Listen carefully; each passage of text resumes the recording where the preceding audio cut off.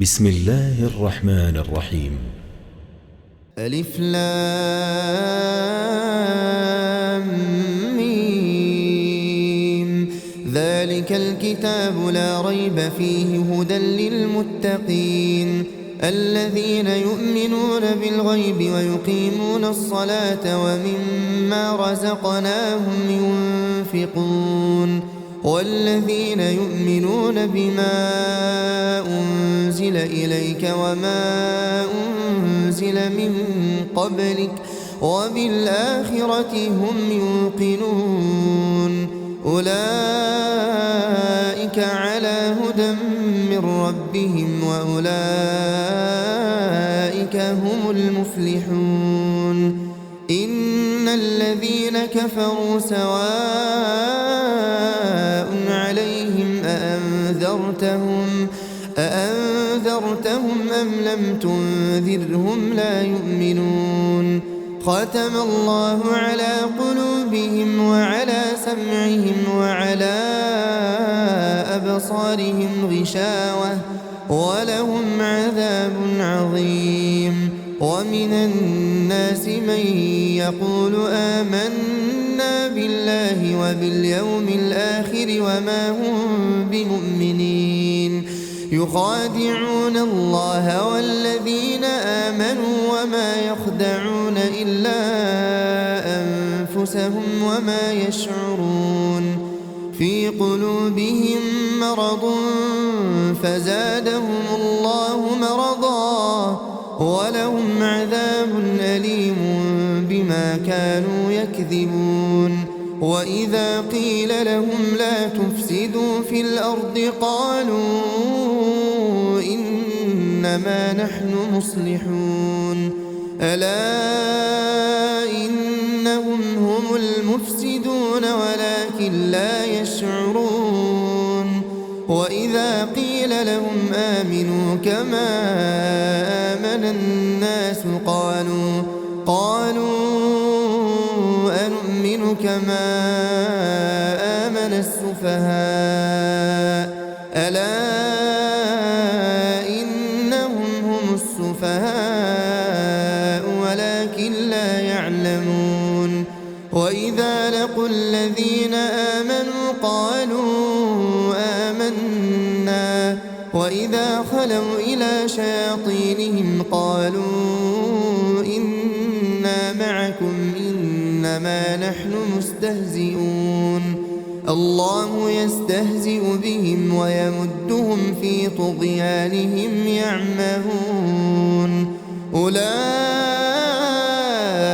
الذين اشتروا الضلالة بالهدى فما ربحت تجارتهم وما كانوا مهتدين مثلهم كمثل الذي استوقد نارا فلما أضاءت ما حوله ذهب الله بنورهم وتركهم في ظلمات لا يبصرون صم بكم عمي فهم لا يرجعون أو كصيب من السماء فيه ظلمات ورعد وبرق يجعلون أصابعهم في آذانهم من الصواعق حذر الموت والله محيط بالكافرين يكاد البرق يخطف أبصارهم كلما أضاء لهم مشوا فيه وإذا أظلم عليهم قاموا ولو شاء الله لذهب بسمعهم وأبصارهم إن الله على كل شيء قدير يا أيها الناس اعبدوا ربكم الذي خلقكم والذين من قبلكم لعلكم تتقون الذي جعل لكم الأرض فراشا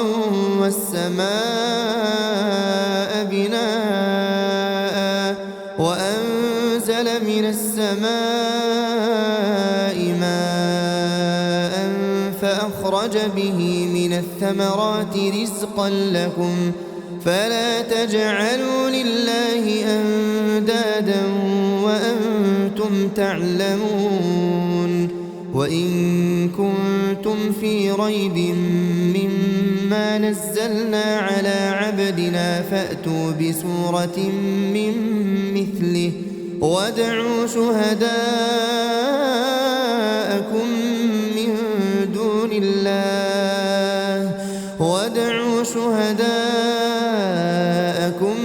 من دون الله إن كنتم صادقين فإن لم تفعلوا ولن تفعلوا فاتقوا النار التي وقودها الناس والحجارة أعدت للكافرين وبشر الذين آمنوا وعملوا الصالحات أن لهم جنات تجري من تحتها الأنهار كلما رزقوا منها من ثمرة رزقا قالوا هذا الذي رزقنا من قبل وأتوا به متشابها ولهم فيها أزواج مطهرة وهم فيها خالدون إن الله لا يستحيي أن يضرب مثلا ما بعوضة فما فوقها فأما الذين آمنوا فيعلمون أنه الحق من ربهم وأما الذين كفروا فيقولون ماذا أراد الله بهذا مثلا يضل به كثيرا ويهدي به كثيرا وما يضل به إلا الفاسقين الذين ينقضون عهد الله من بعد ميثاقه ويقطعون ما أمر الله به أن يوصل ويفسدون في الأرض أولئك هم الخاسرون كيف تكفرون بالله وكنتم أمواتا فأحياكم ثم يميتكم ثم يحييكم ثم إليه ترجعون هو الذي خلق لكم ما في الأرض جميعا ثم استوى إلى السماء فسواهن 7 سماوات وهو بكل شيء عليم وإذ قال ربك للملائكة إني جاعل في الأرض خليفة قالوا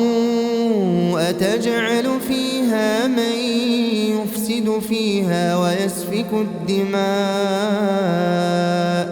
ونحن نسبح بحمدك ونقدس لك قال إني أعلم ما لا تعلمون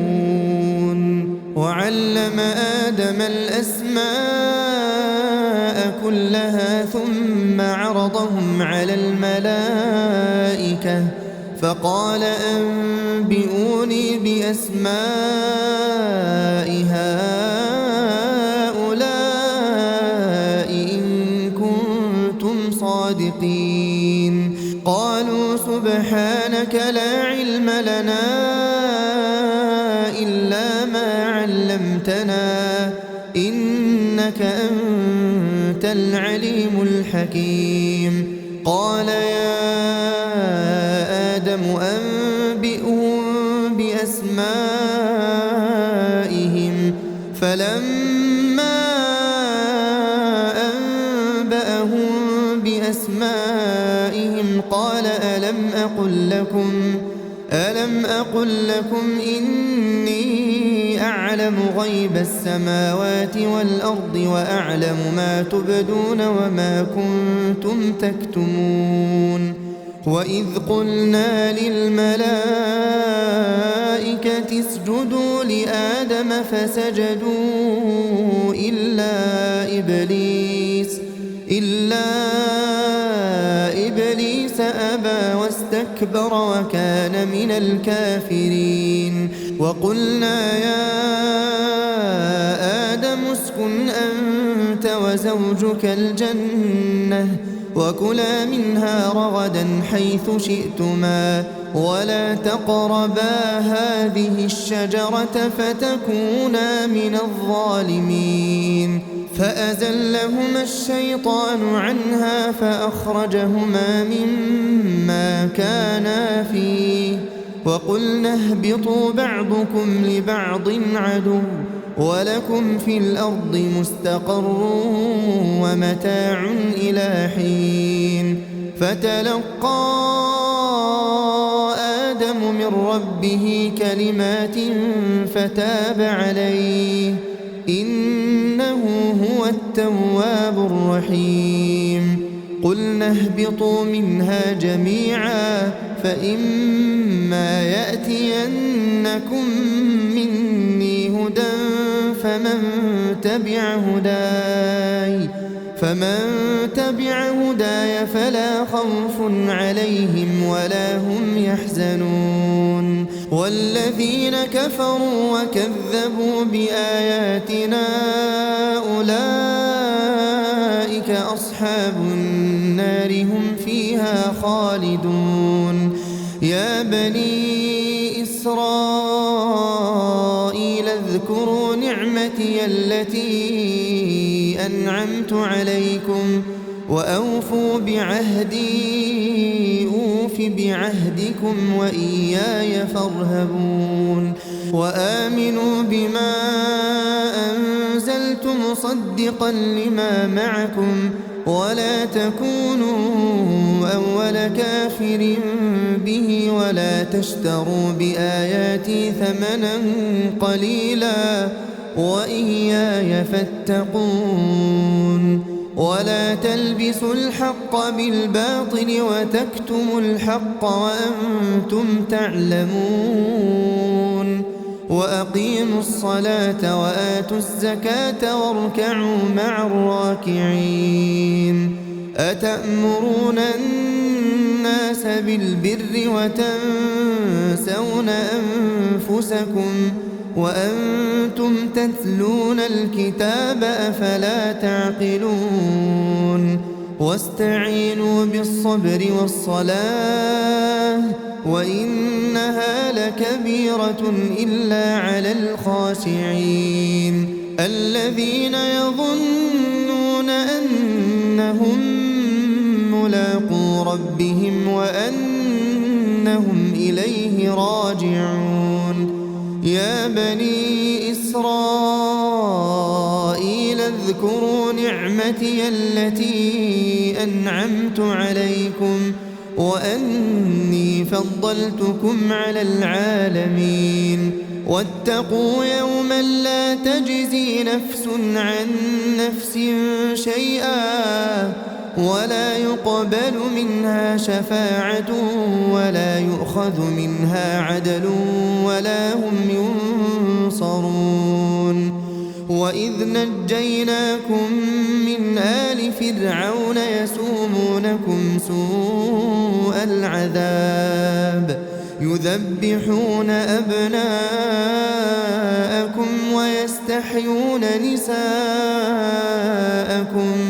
وفي ذلكم بلاء من ربكم عظيم وإذ فرقنا بكم البحر فأنجيناكم وأغرقنا آل فرعون وأنتم تنظرون وإذ واعدنا موسى 40 ليلة ثم اتخذتم العجل من بعده وأنتم ظالمون ثم عفونا عنكم من بعد ذلك لعلكم تشكرون وإذ آتينا موسى الكتاب والفرقان لعلكم تهتدون وإذ قال موسى لقومه يا قوم إنكم ظلمتم أنفسكم باتخاذكم العجل فتوبوا إلى بارئكم فاقتلوا أنفسكم ذلكم خير لكم عند بارئكم فتاب عليكم إنه هو التواب الرحيم وإذ قلتم يا موسى لن نؤمن لك حتى نرى الله جهرة فأخذتكم الصاعقة وأنتم تنظرون ثم بعثناكم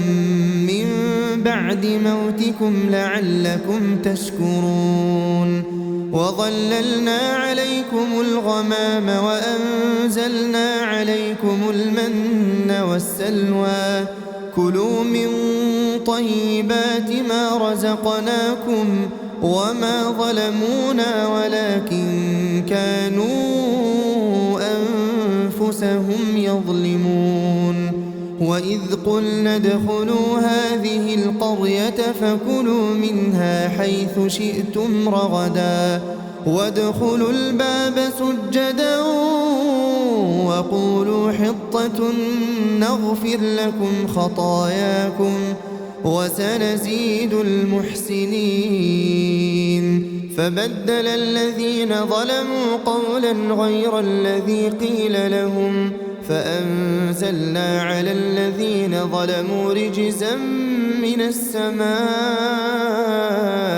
بما كانوا يفسقون وإذ استسقى موسى لقومه فقلنا اضرب بعصاك الحجر فانفجرت منه 12 عينا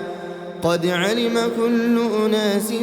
مشربهم كلوا واشربوا من رزق الله ولا تعثوا في الأرض مفسدين وإذ قلتم يا موسى لن نصبر على طعام واحد فادع لنا ربك يخرج لنا مما تنبت الأرض من بقلها وقثائها وفومها وعدسها وبصلها قال أتستبدلون الذي هو أدنى بالذي هو خير اهبطوا مصرا فإن لكم ما سألتم وضربت عليهم الذلة والمسكنة وباءوا بغضب من الله ذلك بأنهم كانوا يكفرون بآيات الله ويقتلون النبيين بغير الحق ذلك بما عصوا وكانوا يعتدون إن الذين آمنوا والذين هادوا والنصارى والصابئين من آمن بالله واليوم الآخر وعمل صالحا فلهم أجرهم عند ربهم ولا خوف عليهم ولا هم يحزنون وإذ أخذنا ميثاقكم ورفعنا فوقكم الطور خذوا ما آتيناكم بقوة واذكروا ما فيه لعلكم تتقون ثم توليتم من بعد ذلك فلولا فضل الله عليكم ورحمته لكنتم من الخاسرين ولقد علمتم الذين اعتدوا منكم في السبت فقلنا لهم كونوا قردة خاسئين فجعلناها نكالا لما بين يديها وما خلفها وموعظة للمتقين. وإذ قال موسى لقومه إن الله يأمركم أن تذبحوا بقرة قالوا أتتخذنا هزوا قال أعوذ بالله أن أكون من الجاهلين. قالوا ادع لنا ربك يبين لنا ما هي قال إنه يقول إنها بقرة لا فارض ولا بكر عوان بين ذلك فافعلوا ما تؤمرون. قالوا ادع لنا ربك يبين لنا ما لونها قال إنه يقول إنها بقرة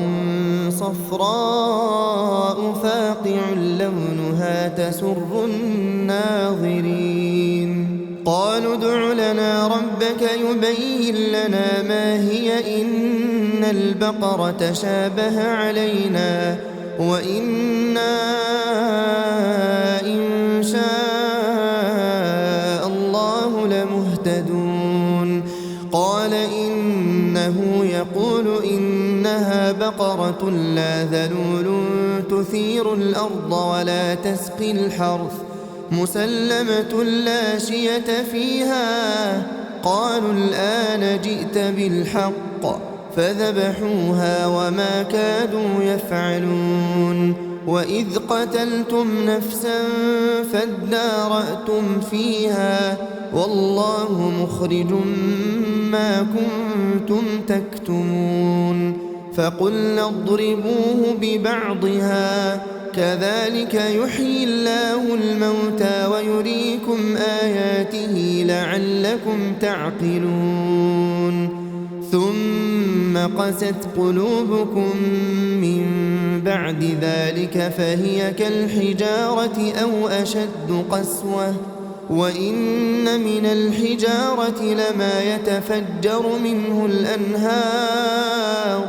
وإن منها لما يشقق فيخرج منه الماء وإن منها لما يهبط من خشية الله وما الله بغافل عما تعملون. أفتطمعون أن يؤمنوا لكم وقد كان فريق منهم يسمعون كلام الله ثم يحرفونه من بعد ما عقلوه وهم يعلمون. وإذا لقوا الذين آمنوا قالوا آمنا وإذا خلا بعضهم إلى بعض قالوا أتحدثونهم بما فتح الله عليكم ليحاجوكم به عند ربكم أفلا تعقلون.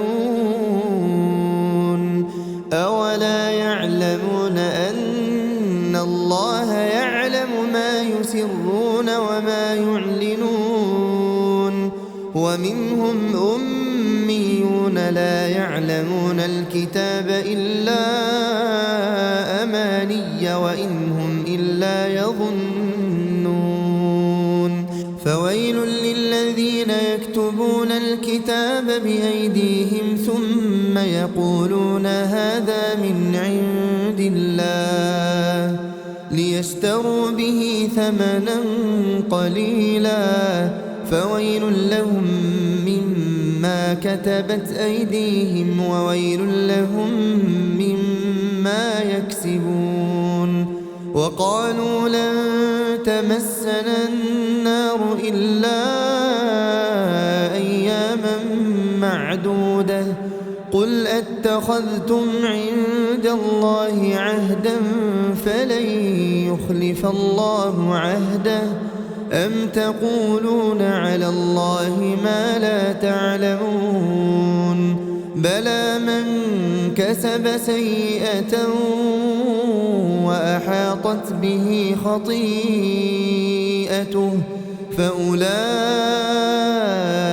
أصحاب النار هم فيها خالدون والذين آمنوا وعملوا الصالحات أولئك أصحاب الجنة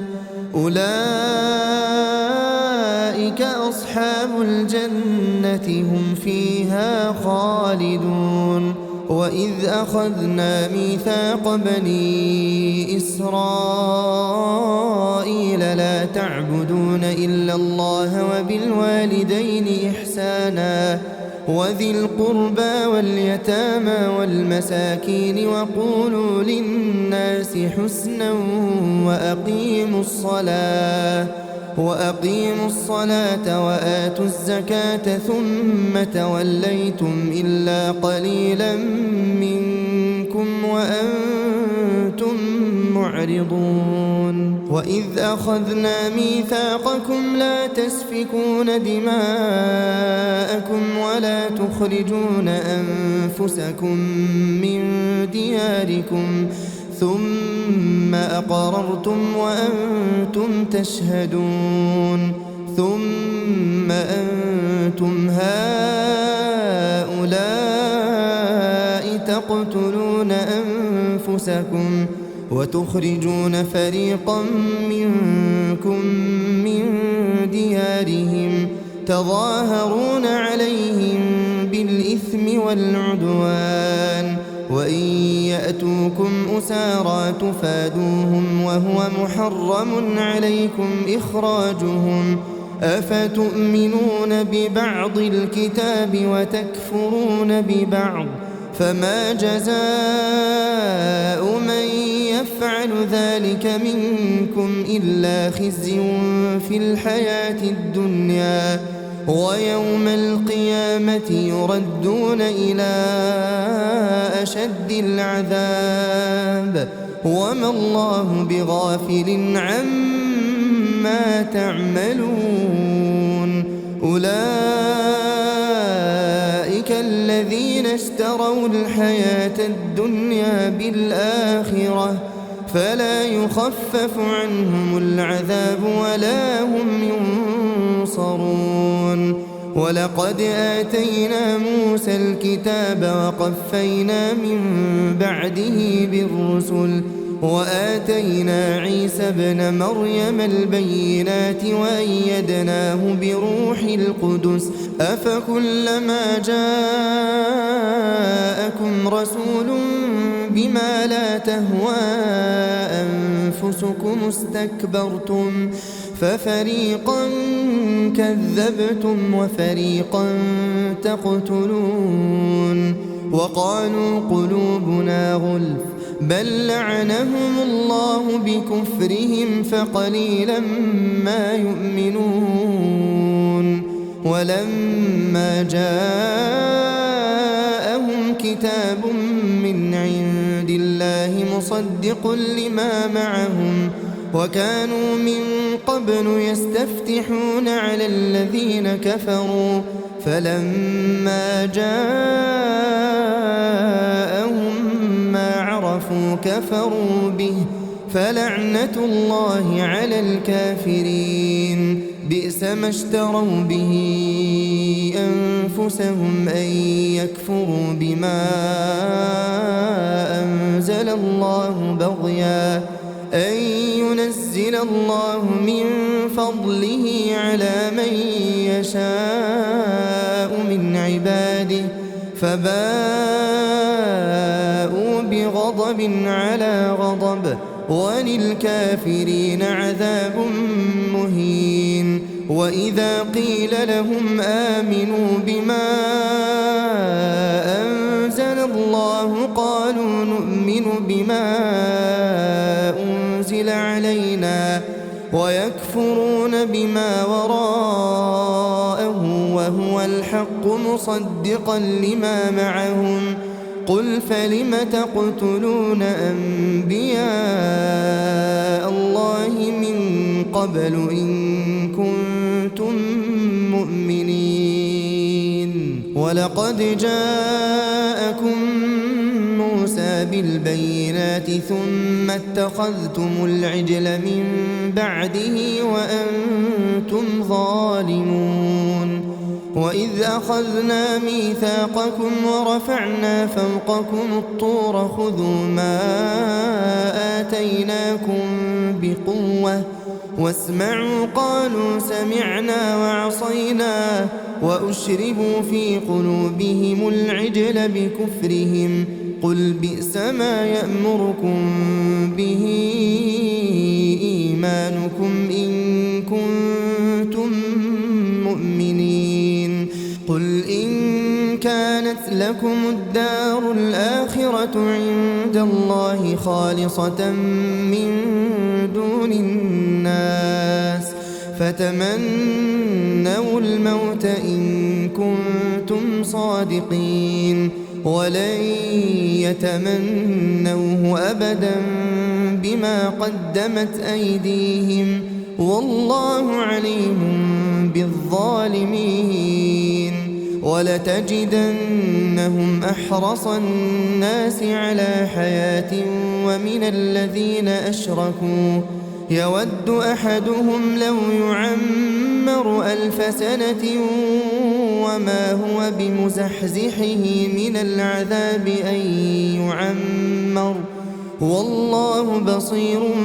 بما يعملون. قل من كان عدوا لجبريل فإنه نزله على قلبك بإذن الله مصدقا لما بين يديه وهدى وبشرى للمؤمنين. من كان عدوا لله وملائكته ورسله وجبريل وميكال فإن الله عدو للكافرين. ولقد أنزلنا إليك آيات بينات وما يكفر بها إلا الفاسقون. أوكلما عاهدوا عهدا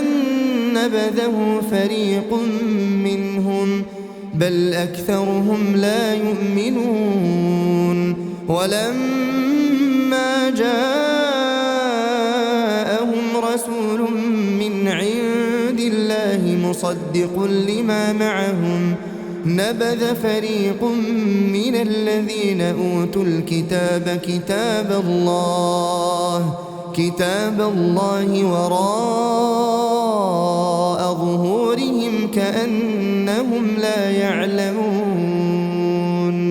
واتبعوا ما تتلو الشياطين على ملك سليمان وما كفر سليمان ولكن الشياطين كفروا يعلمون الناس السحر وما أنزل على الملكين ببابل هاروت وماروت وما يعلمان من أحد حتى يقولا إنما نحن فتنة فلا تكفر فيتعلمون منهما ما يفرقون به بين المرء وزوجه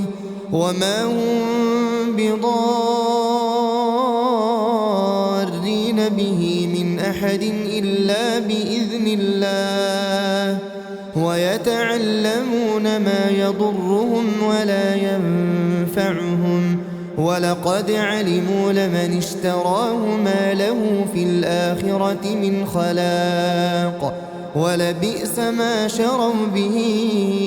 أنفسهم لو كانوا يعلمون. ولو أنهم آمنوا واتقوا لمثوبة من عند الله خير لو كانوا يعلمون. يا أيها الذين آمنوا لا تقولوا راعنا وقولوا انظرنا واسمعوا وللكافرين عذاب أليم. ما يود الذين كفروا من أهل الكتاب ولا المشركين أن ينزل عليكم من خير من ربكم، والله يختص برحمته من يشاء، والله ذو الفضل العظيم. ما ننسخ من آية أو ننسها نأت بخير منها أو مثلها. ألم تعلم أن الله على كل شيء قدير؟ ألم تعلم أن الله له ملك السماوات والأرض وما لكم من دون الله من ولي ولا نصير؟ أم تريدون أن تسألوا رسولكم كما سئل موسى من قبل؟ ومن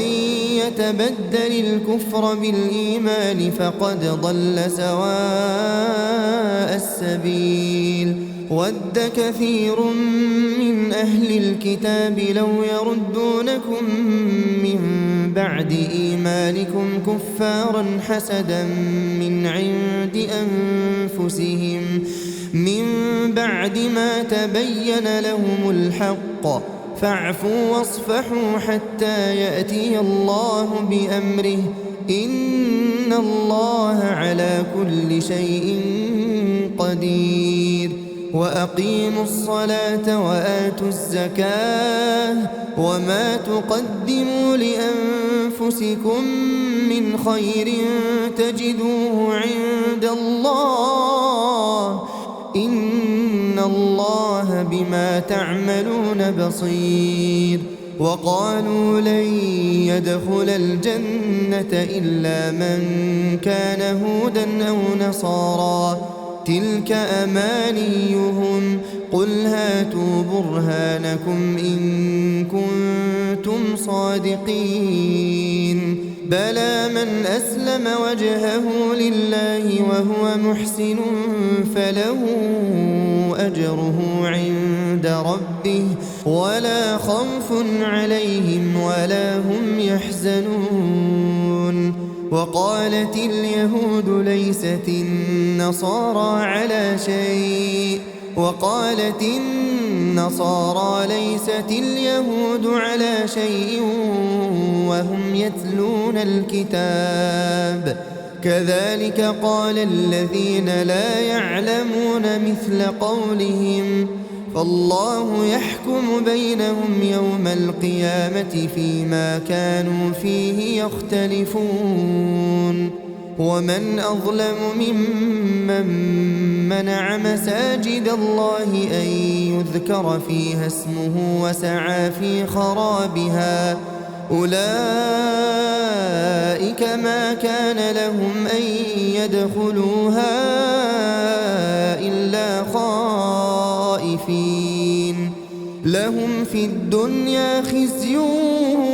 ولهم في الآخرة عذاب عظيم. ولله المشرق والمغرب، فأينما تولوا فثم وجه الله، إن الله واسع عليم. وقالوا اتخذ الله ولدا سبحانه، بل له ما في السماوات والأرض كل له قانتون. بديع السماوات والأرض، وإذا قضى أمرا فإنما يقول له كن فيكون. وقال الذين لا يعلمون لولا يكلمنا الله أو تأتينا آية، كذلك قال الذين من قبلهم مثل قولهم تشابهت قلوبهم، قد بينا الآيات لقوم يوقنون. إنا أرسلناك بالحق بشيرا ونذيرا، ولا تسأل عن أصحاب الجحيم. ولن ترضى عنك اليهود ولا النصارى حتى تتبع ملتهم قل إن هدى الله هو الهدى ولئن اتبعت أهواءهم بعد الذي جاءك من العلم ما لك من الله من ولي ولا نصير الذين آتيناهم الكتاب يتلونه حق تلاوته أولئك يؤمنون به ومن يكفر به فأولئك هم الخاسرون يا بني إسرائيل اذكروا نعمتي التي أنعمت عليكم وأني فضلتكم على العالمين واتقوا يوما لا تجزي نفس عن نفس شيئا ولا يقبل منها عدل ولا تنفعها شفاعة ولا هم ينصرون وإذ ابتلى إبراهيم ربه بكلمات فأتمهن قال إني جاعلك للناس إماما قال ومن ذريتي قال لا ينال عهد الظالمين وإذ جعلنا البيت مثابة للناس وأمنا واتخذوا من مقام إبراهيم مصلى وعهدنا إلى إبراهيم وإسماعيل أن طهرا بيتي للطائفين والعاكفين والركع السجود وإذ قال إبراهيم رب اجعل هذا بلدا آمنا وارزق أهله من الثمرات من آمن منهم بالله واليوم الآخر قال ومن كفر فأمتعه قليلا ثم أضطره إلى عذاب النار وبئس المصير وإذ يرفع إبراهيم القواعد من البيت وإسماعيل ربنا تقبل منا إنك أنت السميع العليم ربنا وجعلنا مسلمين لك ومن ذريتنا أمة مسلمة لك وأرنا مناسكنا وتب علينا إنك أنت التواب الرحيم ربنا وابعث فيهم رسولا منهم يتلو عليهم آياتك ويعلمهم الكتاب والحكمة ويزكيهم إنك أنت العزيز الحكيم ومن يرغب عن ملة إبراهيم إلا من سفه نفسه ولقد اصطفيناه في الدنيا وإنه في الآخرة لمن الصالحين إذ قال له ربه أسلم قال أسلمت لرب العالمين ووصى بها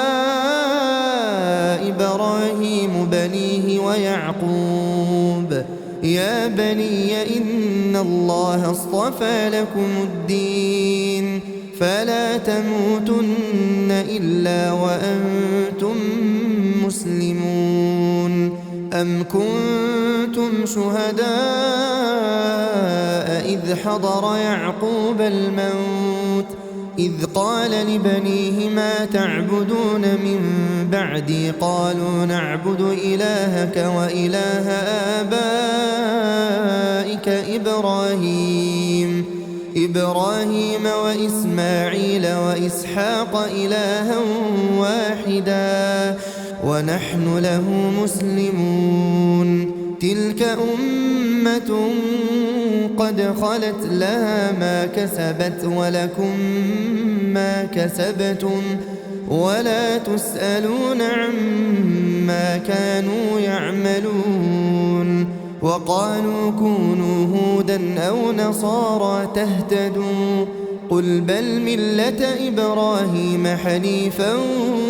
وما كان من المشركين قولوا آمنا بالله وما أنزل إلينا وما أنزل إلى إبراهيم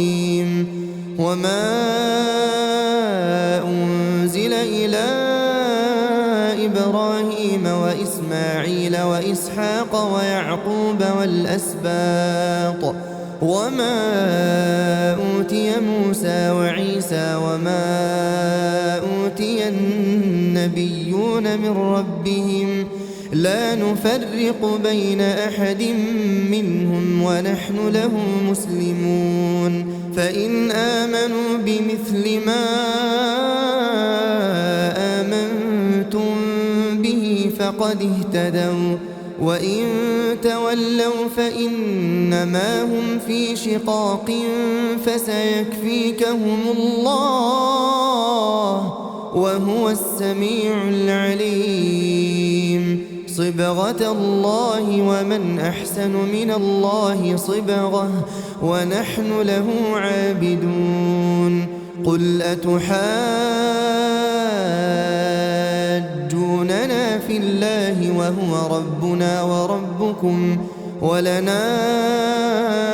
أعمالنا ولكم أعمالكم ونحن له مخلصون أم تقولون إن إبراهيم وإسماعيل وإسحاق ويعقوب والأسباط كانوا هودا أو نصارى قل أأنتم أعلم أم الله ومن أظلم ممن كتم شهادة عنده من الله وما الله بغافل عما تعملون تلك أمة قد خلت لها ما كسبت ولكم ما كسبتم ولا تسألون عما كانوا يعملون سيقول السفهاء من الناس ما ولاهم عن قبلتهم التي كانوا عليها قل لله المشرق والمغرب يهدي من يشاء إلى صراط مستقيم وكذلك جعلناكم أمة وسطا لتكونوا شهداء على الناس ويكون الرسول عليكم شهيدا وما جعلنا القبلة التي كنت عليها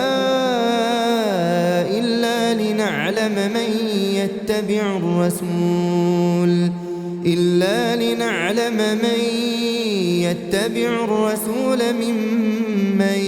ينقلب على عقبيه وإن كانت لكبيرة إلا على الذين هدى الله وما كان الله ليضيع إيمانكم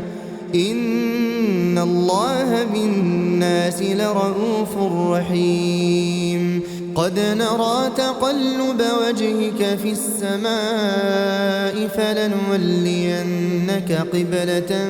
ترضاها فول وجهك شطر المسجد الحرام وحيث ما كنتم فولوا وجوهكم شطره وإن الذين أوتوا الكتاب ليعلمون أنه الحق من ربهم وما الله بغافل عما يعملون ولئن أتيت الذين أوتوا الكتاب بكل آية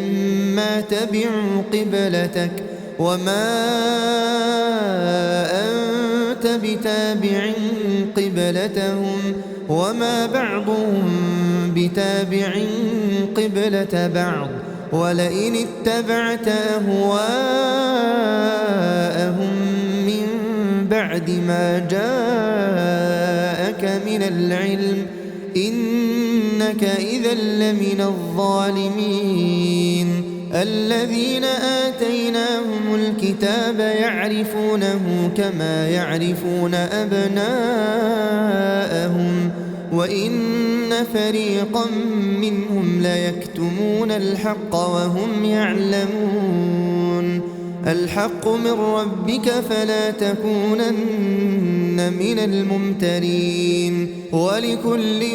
وجهة هو موليها فاستبقوا الخيرات أينما تكونوا يأت بكم الله جميعا إن الله على كل شيء قدير. ومن حيث خرجت فول وجهك شطر المسجد الحرام وإنه للحق من ربك وما الله بغافل عما تعملون. ومن حيث خرجت فول وجهك شطر المسجد الحرام وحيث ما كنتم فولوا وجوهكم شطره لئلا يكون للناس عليكم حجة إلا الذين ظلموا منهم فلا تخشوهم واخشوني ولأتم نعمتي عليكم ولعلكم تهتدون. كما أرسلنا فيكم رسولا منكم يتلو عليكم آياتنا ويزكيكم ويعلمكم الكتاب والحكمة ويعلمكم ما لم تكونوا تعلمون. فاذكروني أذكركم واشكروا لي ولا تكفرون. يا أيها الذين آمنوا استعينوا بالصبر والصلاة إن الله مع الصابرين. ولا تقولوا لمن يقتل في سبيل الله أموات بل أحياء ولكن لا تشعرون. ولنبلونكم بشيء من الخوف والجوع ونقص من الأموال والأنفس والثمرات وبشر الصابرين الذين إذا أصابتهم مصيبة قالوا إنا لله وإنا إليه راجعون. أولئك عليهم صلوات من ربهم ورحمة وأولئك هم المهتدون. إن الصفا والمروة من شعائر الله فمن حج البيت أو اعتمر فلا جناح عليه أن يطوف بهما ومن تطوع خيرا فإن الله شاكر عليم. إن الذين يكتمون ما أنزلنا من البينات والهدى من بعد ما بيناه للناس في الكتاب أولئك يلعنهم الله ويلعنهم اللاعنون إلا الذين تابوا وأصلحوا وبينوا فأولئك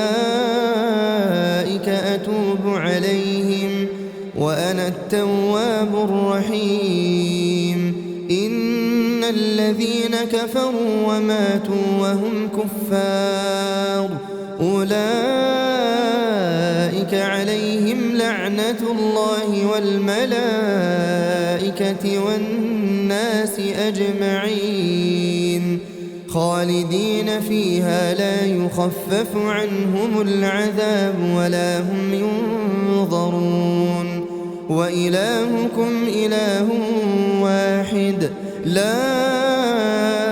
إله إلا هو الرحمن الرحيم إن في خلق السماوات والأرض واختلاف الليل والنهار والفلك التي تجري في البحر بما ينفع الناس وما أنزل الله من السماء من ماء فأحيا به الأرض بعد موتها وبث فيها من كل دابة وتصريف الرياح والسحاب المسخر بين السماء والأرض لآيات لقوم يعقلون ومن الناس من يتخذ من دون الله أندادا يحبونهم كحب الله والذين آمنوا أشد حبا لله ولو يرى الذين ظلموا إذ يرون العذاب أن القوة لله جميعا وأن الله شديد العذاب إذ تبرأ الذين اتبعوا من الذين اتبعوا ورأوا العذاب وتقطعت بهم الأسباب وقال الذين اتبعوا لو أن لنا كرة فنتبرأ منهم كما تبرأوا منا كذلك يريهم الله أعمالهم حسرات عليهم وما هم بخارجين من النار يا أيها الناس كلوا مما في الأرض حلالا طيبا ولا تتبعوا خطوات الشيطان إنه لكم عدو مبين إنما يأمركم بالسوء والفحشاء وأن تقولوا على الله ما لا تعلمون وإذا قيل لهم اتبعوا ما أنزل الله قالوا بل نتبع ما ألفينا عليه آباءنا أولو كان آباؤهم لا يعقلون شيئا ولا يهتدون ومثل الذين كفروا كمثل الذي ينعق بما لا يسمع إلا دعاء ونداء صم بكم عمي فهم لا يعقلون يا أيها الذين آمنوا كلوا من طيبات ما رزقناكم واشكروا لله إن كنتم إياه تعبدون إنما حرم عليكم الميتة والدم ولحم الخنزير وما أهل به لغير الله فمن اضطر غير باغ ولا عاد فلا إثم عليه إن الله غفور رحيم إن الذين يكتمون ما أنزل الله من الكتاب ويشترون به ثمنا قليلا أولئك ما يأكلون في بطونهم إلا النار ولا يكلمهم الله يوم القيامة ولا يزكيهم ولهم عذاب أليم أولئك الذين اشتروا الضلالة بالهدى والعذاب بالمغفرة فما أصبرهم على النار ذلك بأن الله نزل الكتاب بالحق وإن الذين اختلفوا في الكتاب لفي شقاق بعيد ليس البر أن تولوا وجوهكم قبل المشرق والمغرب ولكن البر من آمن بالله واليوم الآخر والملائكة والكتاب والنبيين وآتى المال على حبه ذوي القربى واليتامى والمساكين وابن السبيل والسائلين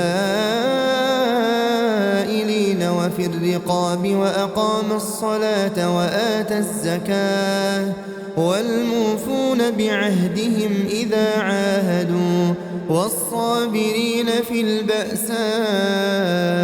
والضراء وحين البأس أولئك الذين صدقوا وأولئك هم المتقون يا أيها الذين آمنوا كتب عليكم القصاص في القتلى الحر بالحر والعبد بالعبد والأنثى بالأنثى فمن عفي له من أخيه شيء فاتباع بالمعروف وأداء إليه بإحسان ذلك تخفيف من ربكم ورحمة فمن اعتدى بعد ذلك فله عذاب أليم ولكم في القصاص حياة يا أولي الألباب لعلكم تتقون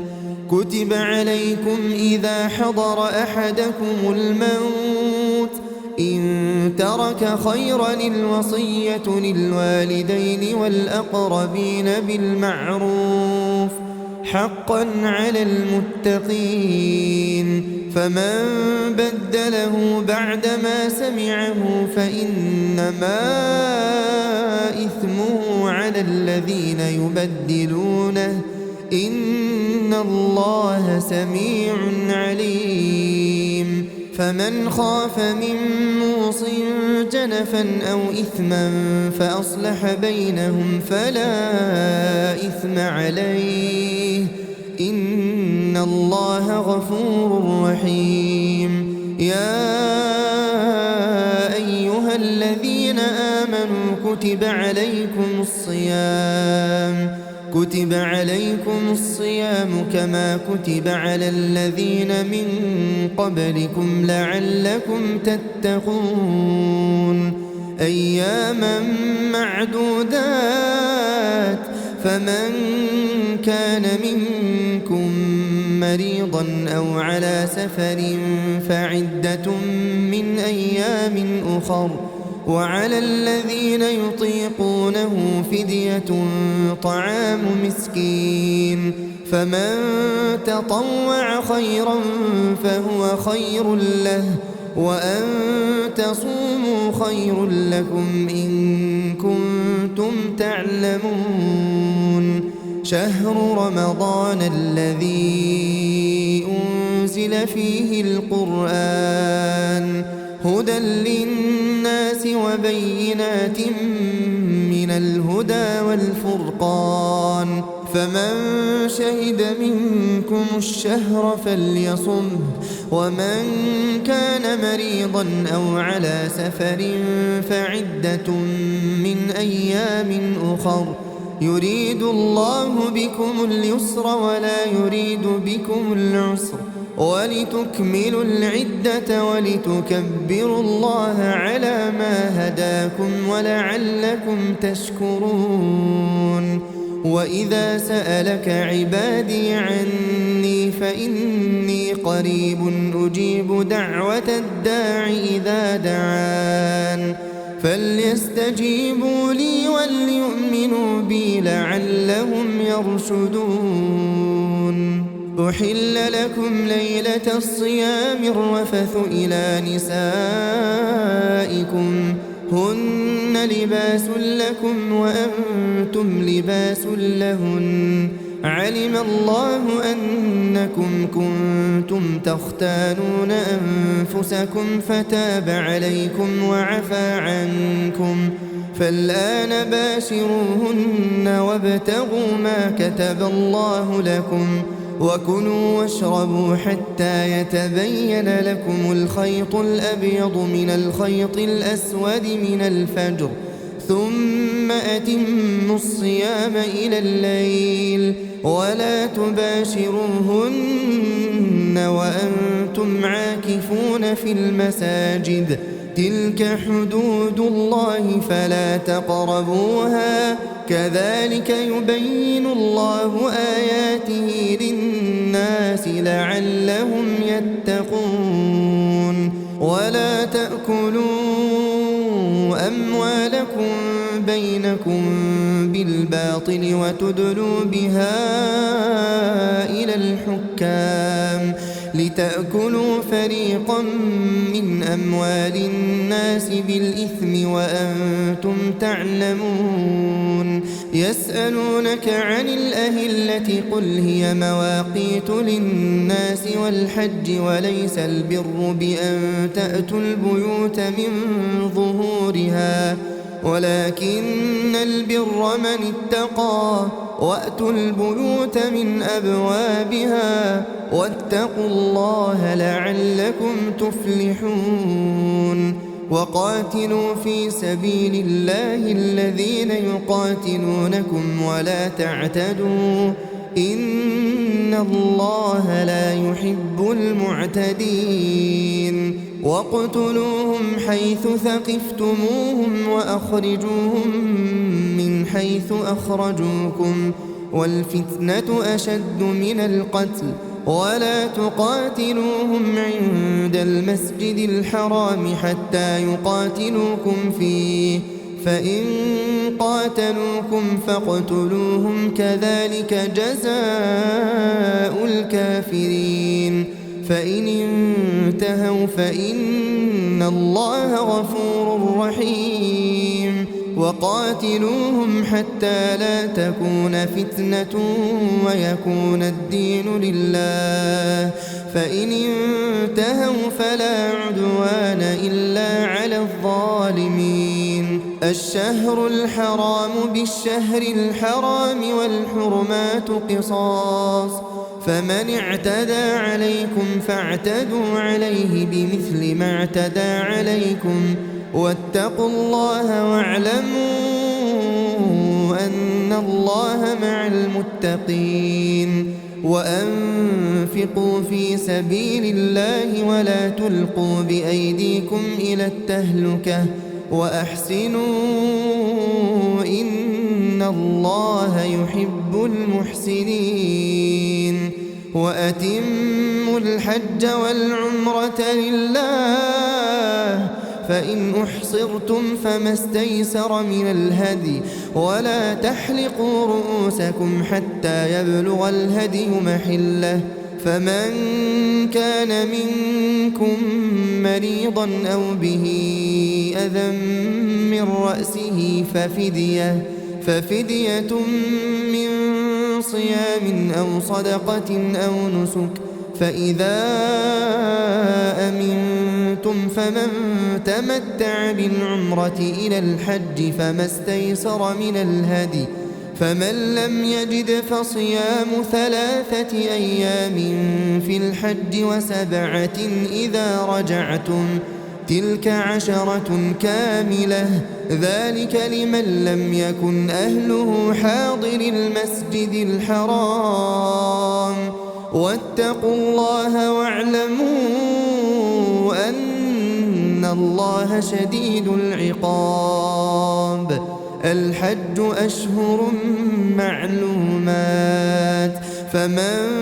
فرض فيهن الحج فلا رفث ولا فسوق ولا جدال في الحج وما تفعلوا من خير يعلمه الله وتزودوا فإن خير الزاد التقوى واتقون يا أولي الألباب ليس عليكم جناح أن تبتغوا فضلا من ربكم فإذا أفضتم من عرفات فاذكروا الله عند المشعر الحرام واذكروه كما هداكم وإن كنتم من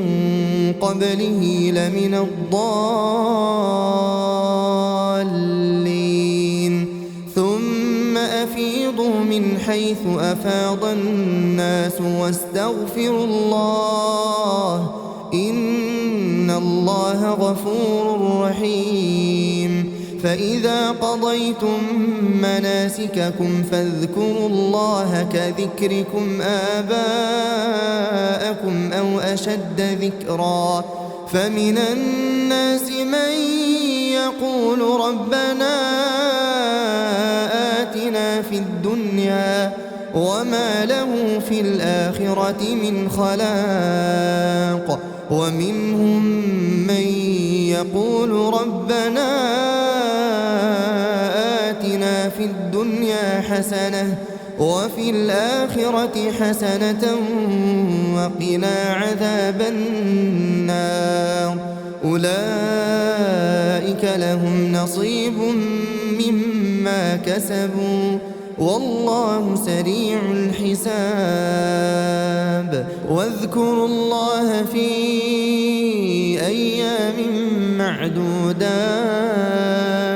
فمن تعجل في يومين فلا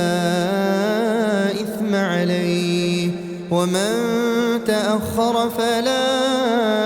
إثم عليه لمن اتقى واتقوا الله واعلموا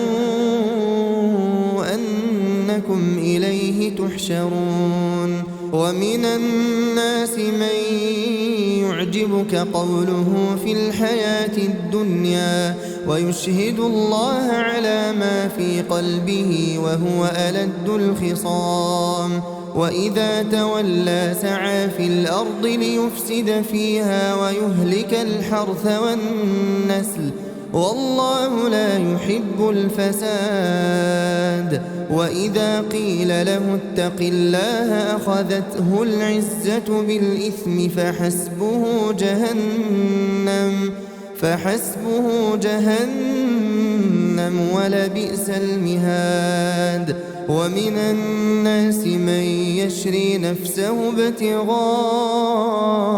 مرضات الله والله رؤوف بالعباد يا أيها الذين آمنوا ادخلوا في السلم كافة ولا تتبعوا خطوات الشيطان إنه لكم عدو مبين فإن زللتم من بعد ما جاءتكم البينات فاعلموا أن الله عزيز حكيم هل ينظرون إلا أن يأتيهم الله في ظلل من الغمام والملائكة وقضي الأمر وإلى الله ترجع الأمور سل بني إسرائيل كم آتيناهم من آية بالبينة ومن يبدل نعمة الله من بعد ما جاءته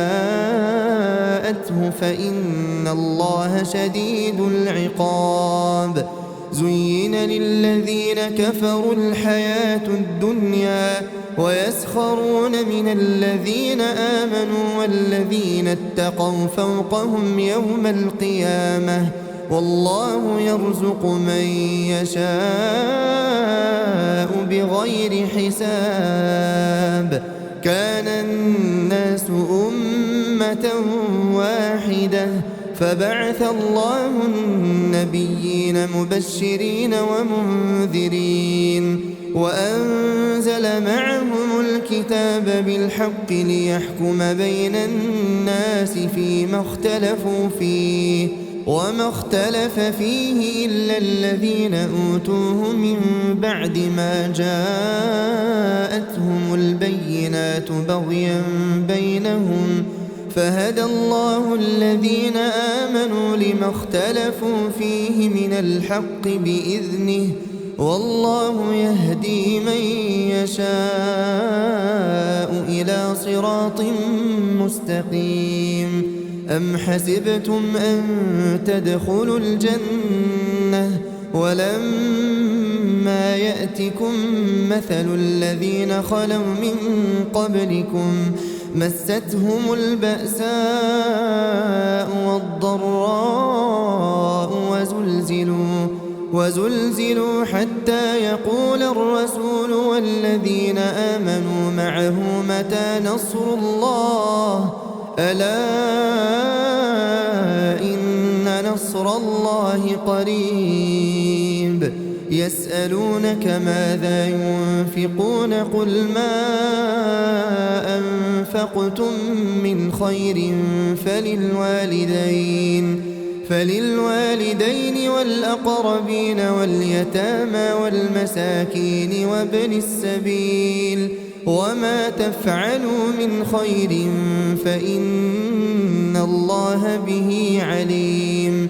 كتب عليكم القتال وهو كره لكم وعسى أن تكرهوا شيئا وهو خير لكم وعسى أن تحبوا شيئا وهو شر لكم والله يعلم وأنتم لا تعلمون يسألونك عن الشهر الحرام قتال فيه قل قتال فيه كبير وصد عن سبيل الله وكفر به والمسجد الحرام وإخراج أهله منه أكبر عند الله والفتنة أكبر من القتل ولا يزالون يقاتلونكم حتى يردوكم عن دينكم إن استطاعوا ومن يرتدد منكم عن دينه فيمت وهو كافر فأولئك حبطت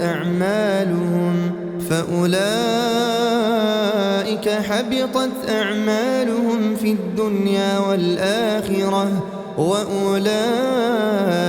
أصحاب النار هم فيها خالدون إن الذين آمنوا والذين هاجروا وجاهدوا في سبيل الله أولئك يرجون رحمة الله والله غفور رحيم يسألونك عن الخمر والميسر قل فيهما إثم كبير ومنافع للناس وإثمهما أكبر من نفعهما ويسألونك ماذا ينفقون قل العفو كذلك يبين الله لكم الآيات لعلكم تتفكرون في الدنيا والآخرة ويسألونك عن اليتامى قل إصلاح لهم خير وإن تخالطوهم فإخوانكم والله يعلم المفسد من المصلح ولو شاء الله لأعنتكم إن الله عزيز حكيم ولا تنكحوا المشركات حتى يؤمنوا ولأمة مؤمنة خير من مشركة ولو أعجبتكم ولا تنكحوا المشركين حتى يؤمنوا ولعبد مؤمن خير من مشرك ولو أعجبكم أولئك يدعون إلى النار والله يدعو إلى الجنة والمغفرة بإذنه ويبين آياته للناس لعلهم يتذكرون ويسألونك عن المحيض قل هو أذى فاعتزلوا النساء في المحيض ولا تقربوهن حتى يطهرن فإذا تطهرن فأتوهن من حيث أمركم الله إن الله يحب التوابين ويحب المتطهرين نساؤكم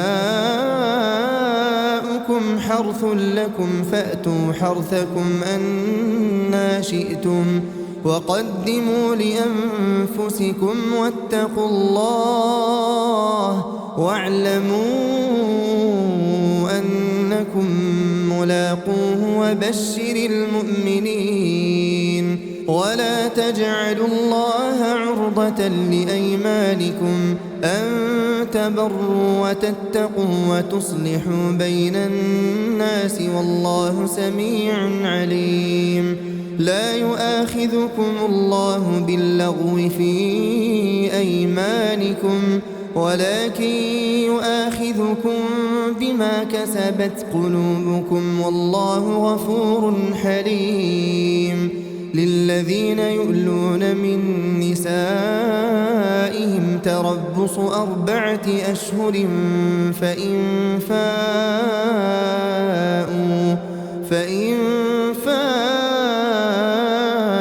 فإن الله غفور رحيم وإن عزموا الطلاق فإن الله سميع عليم والمطلقات يتربصن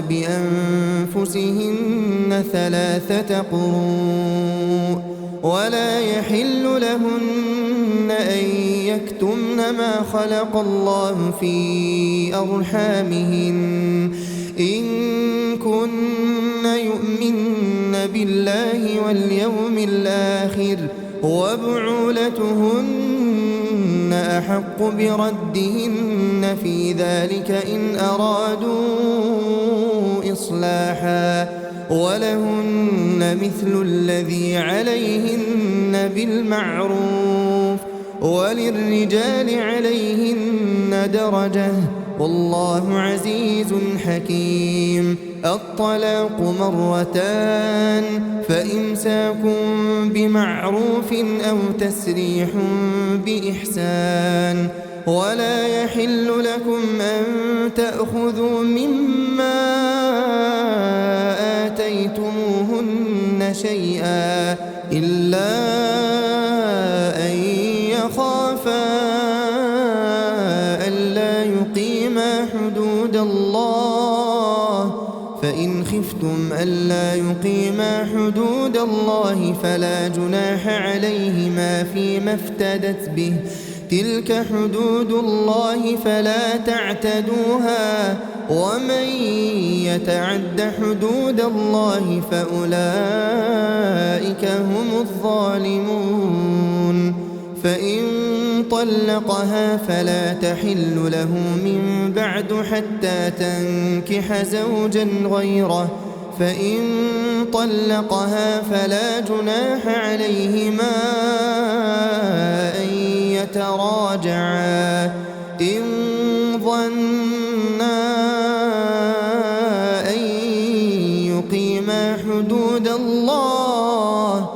وتلك حدود الله يبينها لقوم يعلمون وإذا طلقتم النساء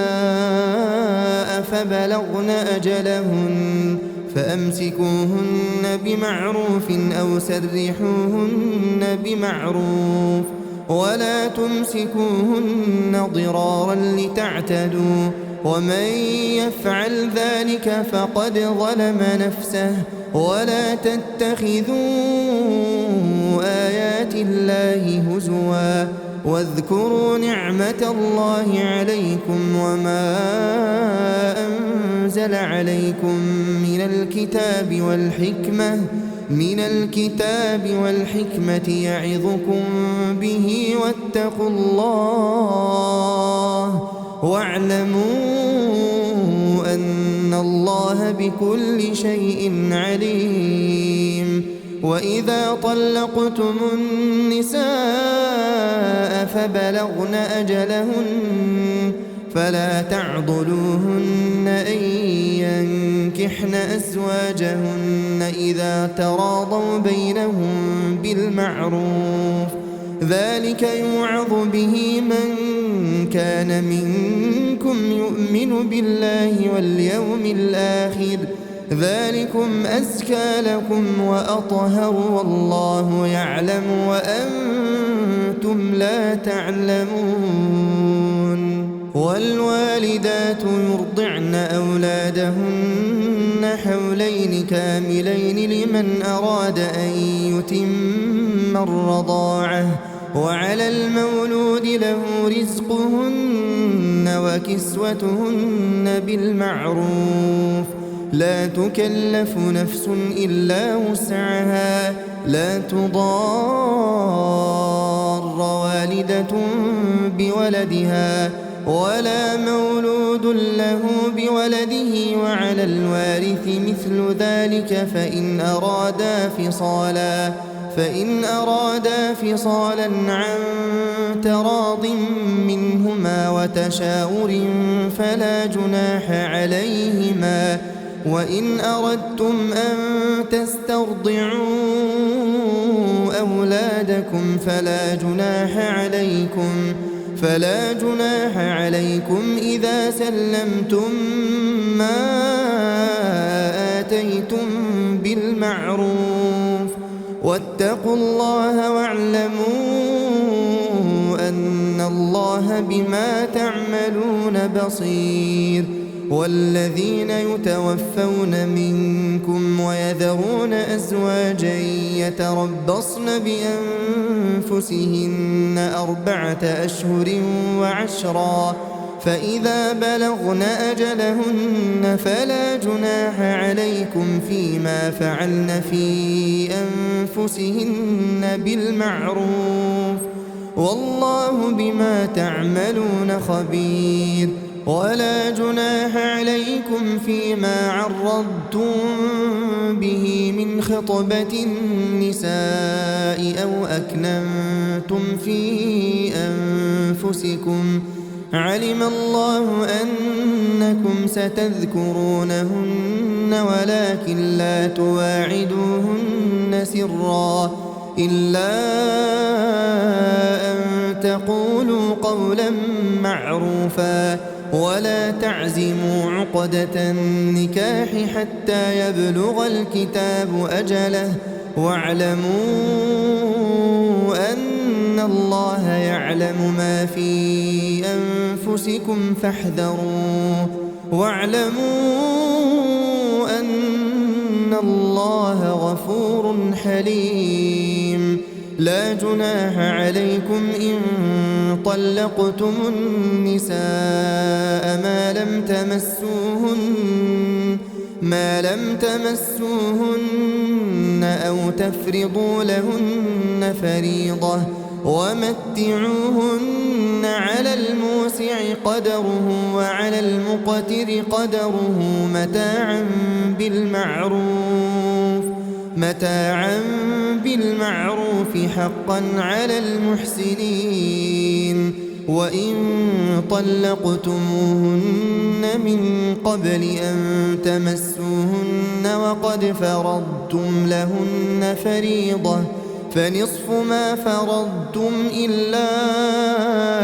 أن يعفون أو يعفو الذي بيده عقدة النكاح وأن تعفوا أقرب للتقوى ولا تنسوا الفضل بينكم إن الله بما تعملون بصير حافظوا على الصلوات والصلاة الوسطى وقوموا لله قانتين فإن خفتم فرجالا أو ركبانا فإذا أمنتم فاذكروا الله كما علمكم ما لم تكونوا تعلمون والذين يتوفون منكم ويذرون أزواجا وصية لأزواجهم متاعا إلى الحول غير إخراج فإن خرجن فلا جناح عليكم فيما فعلن في أنفسهن من معروف والله عزيز حكيم وللمطلقات متاع بالمعروف حقا على المتقين كذلك يبين الله لكم آياته لعلكم تعقلون ألم تر إلى الذين خرجوا من ديارهم وهم ألوف حذر الموت فقال لهم الله موتوا ثم أحياهم إن الله لذو فضل على الناس ولكن أكثر الناس لا يشكرون وقاتلوا في سبيل الله واعلموا أن الله سميع عليم من ذا الذي يقرض الله قرضا حسنا فيضاعفه له أضعافا كثيرة والله يقبض ويبسط وإليه ترجعون ألم تر إلى الملأ من بني إسرائيل من بعد موسى إذ قالوا لنبي لهم ابعث لنا ملكا نقاتل في سبيل الله قال هل عسيتم إن كتب عليكم القتال ألا تقاتلوا قالوا وما لنا ألا نقاتل في سبيل الله وقد أخرجنا من ديارنا وأبنائنا فلما كتب عليهم القتال تولوا إلا قليلا منهم والله عليم بالظالمين وقال لهم نبيهم إن الله قد بعث لكم طالوت ملكا قالوا أنى يكون له الملك علينا ونحن أحق بالملك منه ولم يؤت سعة من المال قال إن الله اصطفاه عليكم وزاده بسطة في العلم والجسم والله يؤتي ملكه من يشاء والله واسع عليم وقال لهم نبيهم إن آية ملكه أن يأتيكم التابوت فيه سكينة من ربكم وبقية مما ترك آل موسى وآل هارون تحمله الملائكة إن في ذلك لآية لكم إن كنتم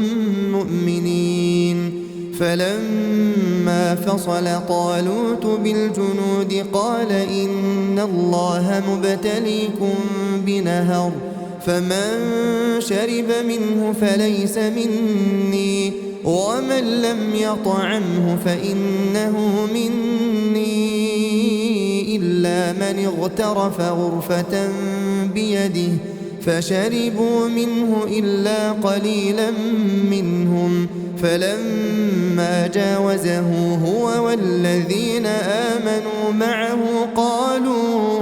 قالوا لا طاقة لنا اليوم بجالوت وجنوده قال الذين يظنون أنهم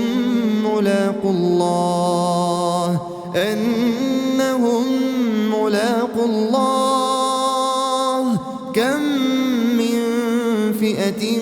قليلة غلبت فئة كثيرة بإذن الله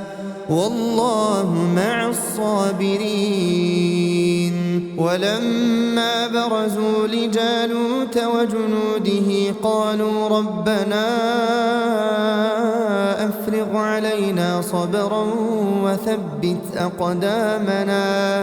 وثبت أقدامنا وانصرنا على القوم الكافرين فهزموهم بإذن الله وقتل داود جالوت وآتاه الله الملك والحكمة وعلمه مما يشاء ولولا دفع الله الناس بعضهم ببعض لفسدت الأرض ولكن الله ذو فضل على العالمين. تلك آيات الله نتلوها عليك بالحق وإنك لمن المرسلين. تلك الرسل فضلنا بعضهم على بعض منهم من كلم الله ورفع بعضهم درجات وآتينا عيسى ابن مريم البينات وأيدناه بروح القدس ولو شاء الله ما اقتتل الذين من بعدهم من بعد ما جاءتهم البينات ولكن اختلفوا فمنهم من آمن ومنهم من كفر ولو شاء الله ما اقتتلوا ولكن الله يفعل ما يريد. يا أيها الذين آمنوا أنفقوا مما رزقناكم من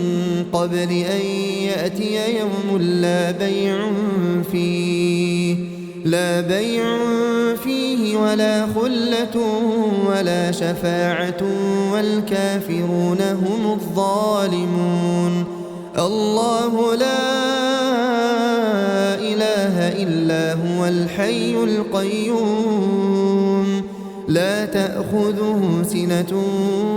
ولا نوم له ما في السماوات وما في الأرض من ذا الذي يشفع عنده إلا بإذنه يعلم ما بين أيديهم وما خلفهم ولا يحيطون بشيء من علمه إلا بما شاء وسع كرسيه السماوات والأرض ولا يؤوده حفظهما وهو العلي العظيم. لا إكراه في الدين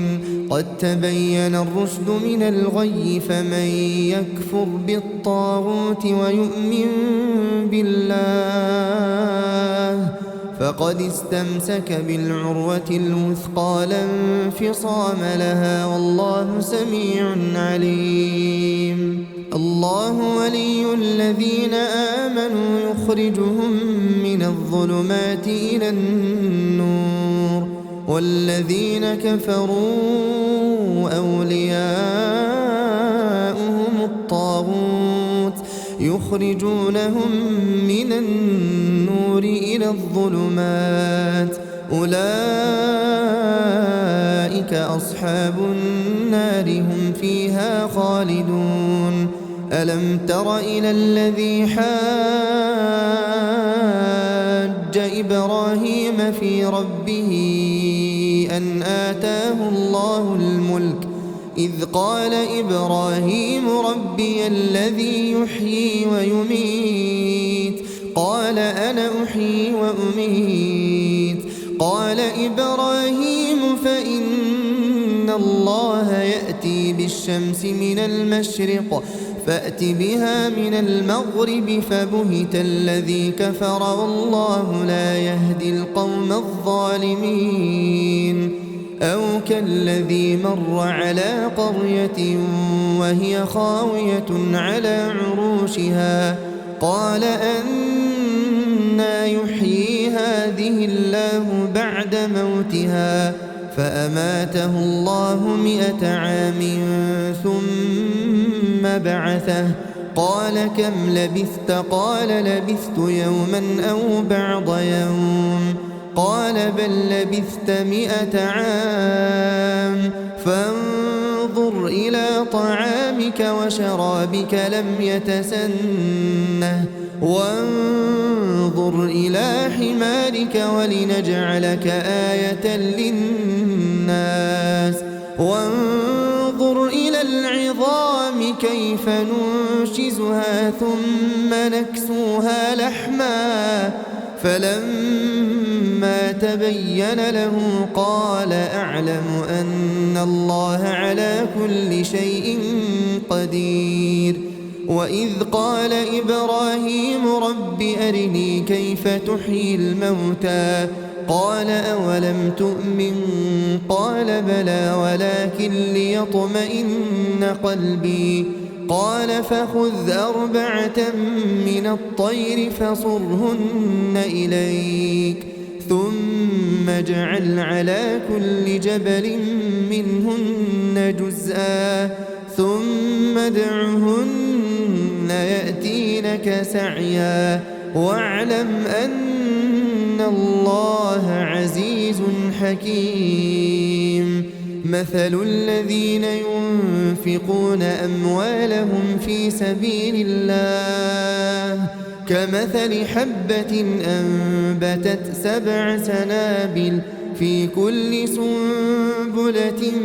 100 حبة والله يضاعف لمن يشاء والله واسع عليم الذين ينفقون أموالهم في سبيل الله ثم لا يتبعون ما أنفقوا منا ولا أذى لهم أجرهم عند ربهم ولا خوف عليهم ولا هم يحزنون قول معروف ومغفرة خير من صدقة يتبعها أذى والله غني حليم يا أيها الذين آمنوا لا تبطلوا صدقاتكم بالمن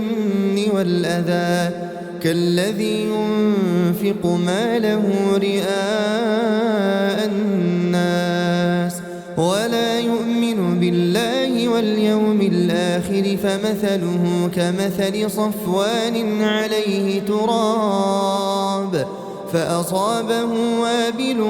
فتركه صلدا لا يقدرون على شيء مما كسبوا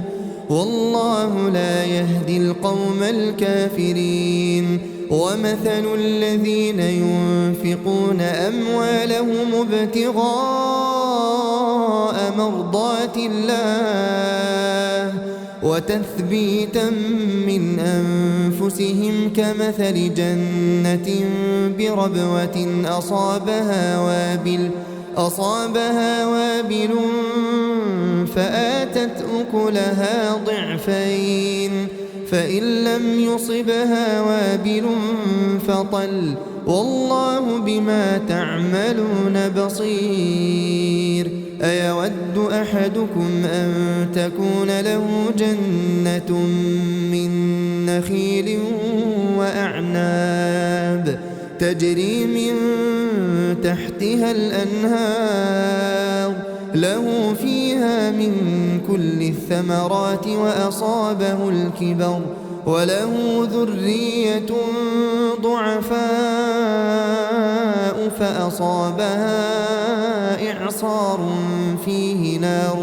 فاحترقت كذلك يبين الله لكم الآيات لعلكم تتفكرون. يا أيها الذين آمنوا أنفقوا من طيبات ما كسبتم ومما أخرجنا لكم من الأرض ولا تيمموا الخبيث منه تنفقون ولستم بآخذيه إلا أن تغمضوا فيه واعلموا أن الله غني حميد. الشيطان يعدكم الفقر ويأمركم بالفحشاء والله يعدكم مغفرة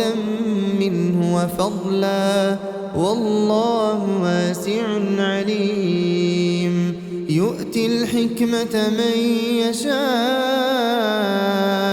ومن يؤت الحكمة فقد أوتي خيرا كثيرا وما يذكر إلا أولو الألباب. وما أنفقتم من نفقة أو نذرتم من نذر فإن الله يعلمه وما للظالمين من أنصار. إن تبدوا الصدقات فنعما هي وإن تخفوها وتؤتوها الفقراء فهو خير لكم ويكفر عنكم من سيئاتكم والله بما تعملون خبير. ليس عليك هداهم ولكن الله يهدي من يشاء وما تنفقوا من خير فلأنفسكم وما تنفقون إلا ابتغاء وجه الله وما تنفقوا من خير يوفى إليكم وأنتم لا تظلمون. للفقراء الذين أحصروا في سبيل الله لا يستطيعون ضربا في الأرض يحسبهم الجاهل أغنياء من التعفف تعرفهم بسيماهم لا يسألون الناس إلحافا وما تنفقوا من خير فإن الله به عليم. الذين ينفقون أموالهم بالليل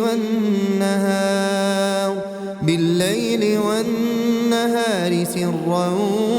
وعلانية فلهم أجرهم عند ربهم ولا خوف عليهم ولا هم يحزنون. الذين يأكلون الربا لا يقومون إلا كما يقوم الذي يتخبطه الشيطان من المس ذلك بأنهم قالوا إنما البيع مثل الربا وأحل الله البيع وحرم الربا فمن جاءه موعظة من ربه فانتهى فله ما سلف وأمره إلى الله ومن عاد فأولئك أصحاب النار هم فيها خالدون يمحق الله الربا ويربي الصدقات والله لا يحب كل كفار أثيم إن الذين آمنوا وعملوا الصالحات وأقاموا الصلاة وآتوا الزكاة لهم أجرهم عند ربهم ولا خوف عليهم ولا هم يحزنون يا أيها الذين آمنوا اتقوا الله وذروا ما بقي من الربا إن كنتم مؤمنين فإن لم تفعلوا فأذنوا بحرب من الله ورسوله وإن تبتم فلكم رؤوس أموالكم لا تظلمون ولا تظلمون وإن كان ذو عسرة فنظرة إلى ميسرة وأن تصدقوا خير لكم إن كنتم تعلمون واتقوا يوما ترجعون فيه إلى الله ثم توفى كل نفس ما كسبت وهم لا يظلمون يا أيها الذين آمنوا إذا تداينتم بدين إلى أجل مسمى فاكتبوه وليكتب بينكم كاتب بالعدل ولا يأب كاتب أن يكتب كما علمه الله فليكتب وليملل الذي عليه الحق وليتق الله ربه ولا يبخس منه شيئا فإن كان الذي عليه الحق سفيها أو ضعيفا أو لا يستطيع أن يمل هو فليملل وليه بالعدل واستشهدوا شهيدين من رجالكم فإن لم يكونا رجلين فرجل وامرأتان ممن ترضون من الشهداء أن تضل إحداهما فتذكر إحداهما الأخرى ولا يأبى الشهداء إذا ما دعوا ولا تسأموا أن تكتبوه صغيرا أو كبيرا إلى أجله ذلكم أقسط عند الله وأقوم للشهادة وأدنى ألا ترتابوا إلا أن تكون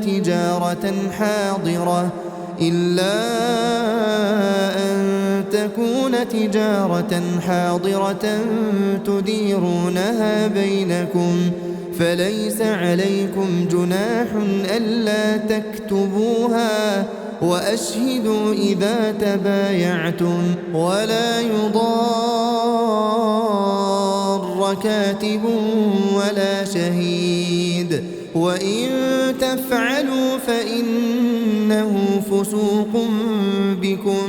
واتقوا الله ويعلمكم الله والله بكل شيء عليم وإن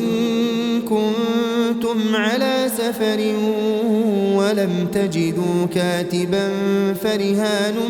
مقبوضة فإن أمن بعضكم بعضا فليؤد الذي ائتمن أمانته وليتق الله ربه ولا تكتموا الشهادة ومن يكتمها فإنه آثم قلبه والله بما تعملون عليم. لله ما في السماوات وما في الأرض وإن تبدوا ما في أنفسكم أو تخفوه يحاسبكم به الله فيغفر لمن يشاء ويعذب من يشاء والله على كل شيء قدير. آمن الرسول بما أنزل إليه من ربه والمؤمنون كل آمن بالله وملائكته وكتبه ورسله لا نفرق بين أحد من رسله وقالوا سمعنا وأطعنا غفرانك ربنا وإليك المصير. لا يكلف الله نفسا إلا وسعها لها ما كسبت وعليها ما اكتسبت ربنا لا تؤاخذنا إن نسينا أو أخطأنا ربنا ولا تحمل علينا إصرا كما حملته على الذين من قبلنا ربنا ولا تحملنا ما لا طاقة لنا به واعف عنا واغفر لنا وارحمنا أنت مولانا فانصرنا على القوم الكافرين.